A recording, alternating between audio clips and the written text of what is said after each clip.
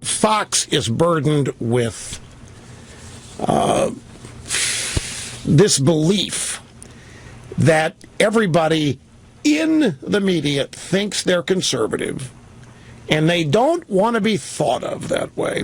So they will purposely hit conservatives hard to show that they are not friends and not biased in favor of conservative. Now, speaking for myself, I hit everybody hard if that's necessary, and that's the way the media should cover politics.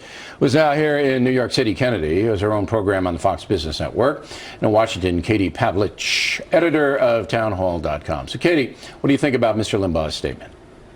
Well, I think that he's wrong. I think that, Fox News is exactly that. It is a news outlet. We provide the news. And sure, when Fox News came onto the scene, it provided an alternative to liberal mainstream media because those outlets simply weren't allowing conservatives to have a voice. Fox News countered that by putting conservative hosts on the air, having conservative pundits on the air. But we also have a lot of straight news reporters throughout the day. Megyn Kelly, of course, is one of those people who's been in the news a lot for asking a certain candidate a question that their supporters didn't like. Fox News anchors and reporters aren't purposely going after conservatives. They're simply asking questions about their records and about their positions, and that is called journalism. It's not about purposely going after them to somehow prove that they're not conservative. Journalists here are simply doing their job. What do you think, Kennedy? I think there's so many smart, passionate people on the air, and I think it's evident anytime you turn on one of the shows where there is discussion. You will see people actively engage with one another, disagreeing about politicians, whether they're conservative or liberal, Republican or Democrat. And we're also in the middle of a huge political paradigm shift. It's hard for people who have been static for a long time to wrap their heads around it. And if it makes people a little bit uncomfortable, I think that's okay. I think that's actually really good for Fox, and it's really good for the political process. All right. Now, Katie, and talk radio is not journalism per se. I did a talk radio show for 7 years. And I tried to bring journalistic tenets to it, but it wasn't reporting in the traditional sense. I mean, I and the other talk show hosts make their living on opinion.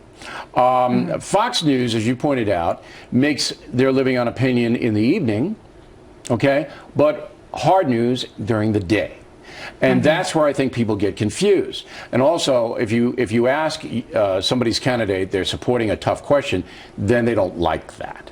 Because on talk radio, the host favors somebody, and they're not skeptical of that person. So they don't like. I get thousands of letters. You hate this one, you hate that one, you're prejudiced here, you're prejudiced there. I think it's an understanding issue more than anything else.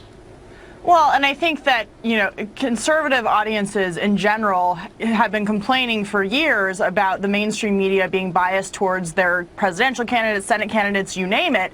But the bottom line is you cannot complain about a media trying to hold conservatives accountable if you're not willing to, or you can't complain about the media not holding Barack Obama accountable, for example, but then also complain when journalists at Fox News or other outlets are asking Republicans some similar questions about their positions. I mean, there should be a standard of being harsh on everyone. There has to be in a hard news arena equal treatment for all. Exactly. But the understanding of what is happening in the media is hard. It's hard. It's blurred with internet, it's blurred with talk radio, it's blurred with cable news, and people are getting confused. It is confusing, but it's also a very crowded field and an incredibly important election because there are so many candidates. You have to be able to sift through that. You have to be able to critically and analytically take their arguments apart to better serve people who are hurting and they are scared, and that's the bottom line. I'm proud of myself because nobody knows if I'm supporting anybody.